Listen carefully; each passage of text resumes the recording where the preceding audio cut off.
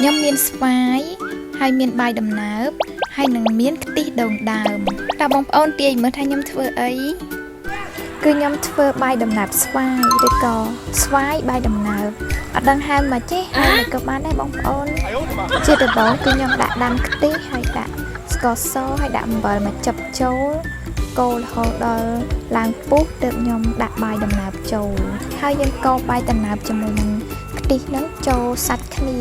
រហូតដល់ល្មុតចូលគ្នារវាងខ្ទិះដូងហើយនិងបាយដំណើបរបស់យើង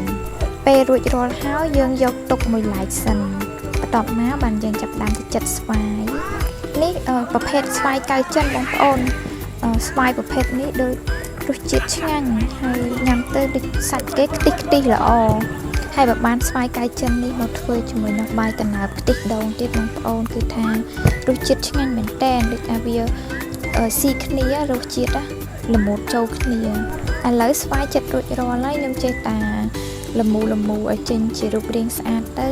ហើយទឹកខ្ទិះមួយប្រភេទនេះទៀតគឺយើងធ្វើសម្រាប់ស្រោចពីលើបងប្អូនខ្ញុំដាក់ស្ករបន្តិចហើយនឹងដាក់អំបិលមកចិបដូចគ្នាដែរហើយកូររហូតដល់ទឹកខ្ទិះយើងហ្នឹងពុះទើបខ្ញុំដាក់ម្សៅឆាចូលដើម្បីឲ្យខ្ទិះយើងហ្នឹងបានខាប់ល្អនិយាយរួមទៅស្រួលទេបងប្អូនស្រួលធ្វើញ៉ាំទេបើមានស្វាយនៅផ្ទះអីបងប្អូនអាចធ្វើញ៉ាំបានឬក៏ស្វាយក៏បានតរ៉េនក៏បានហើយមានផ្លែខ្នុរទៀតក៏បានពេលហើយយើងគ្រាន់តែយកទឹកខ្ទិះដែលយើងធ្វើខាប់មិញហ្នឹងយកមកស្រោចពីលើទៅស្រោចច្រើនឬក៏តិចអីទៅតាមដែលយើងចូលចិត្តបើបានស្វាយយើងមានរសជាតិផ្អែមល្អហើយពេលយើងធ្វើទឹកខ្ទិះហ្នឹងយើងដាក់ស្ករឡំបានហើយបងប្អូនតែបើស្វាយយើងរាងជូរហ្នឹងយើងដាក់យករសជាតិរាងផ្អែមវិញសម្រាប់ topping ដាក់ពីលើមានអីទេបងប្អូនក្រៅទៅពីល្ងហ្នឹងបើយើងមានសណ្តែកបាយដែលស្ងោរហើយដាក់ពីលើក៏កាន់តែឆ្ងាញ់ដែរតែបើអត់មានខ្ញុំដាក់ល្ងធ្វើហើយក៏មិនភ្លេចសម្រាប់មនុស្សជាទីស្រឡាញ់ដែរគឺថាដាក់ឲ្យម្នាក់មួយចានហើយ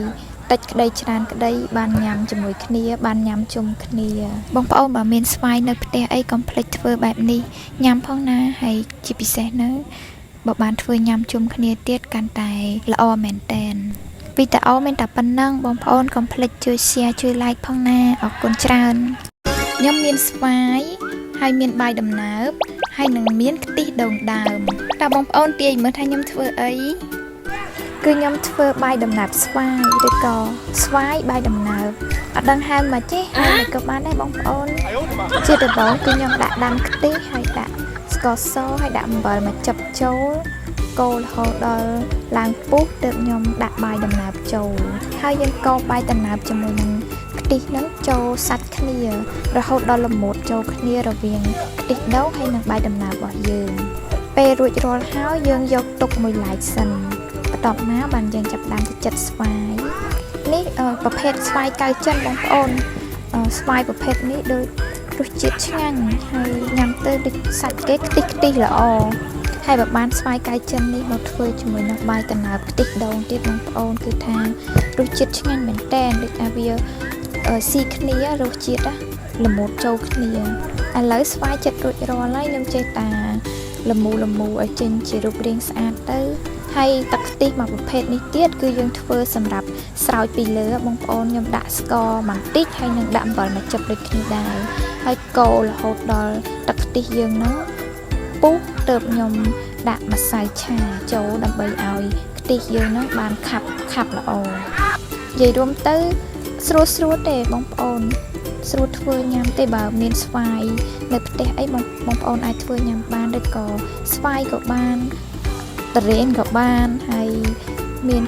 ផ្លែខ្នុរទៀតក៏បានពេលហើយយើងគ្រាន់តែយកទឹកខ្ទិះដែលយើងធ្វើខាប់មិញហ្នឹងយកមកស្រោចពីលើទៅស្រោចច្រើនឬក៏តិចអីទៅតាមដែលយើងចូលចិត្តបើបានស្វាយយើងមានរសជាតិផ្អែមល្អហើយពេលយើងធ្វើទឹកខ្ទិះហ្នឹងយើងដាក់ស្ករឡំបានហើយបងប្អូនតែបើស្វាយយើងរាងជូរហ្នឹងយើងដាក់យករសជាតិរាងផ្អែមវិញសម្រាប់ topping ដាក់ពីលើមានអីទេបងប្អូនក្រៅទៅពីល្ងហ្នឹងបើយើងមានសណ្តែកបាយដែលស្ងោរហើយដាក់ពីលើក៏កាន់តែឆ្ងាញ់ដែរតែបើអត់មានខ្ញុំដាក់ល្ង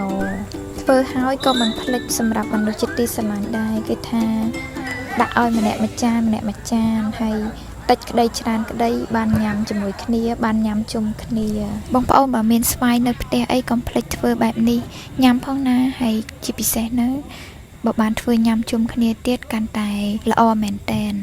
វីដេអូមានតែប៉ុណ្ណឹងបងប្អូនកុំភ្លេចជួយ share ជួយ like ផងណាអរគុណច្រើន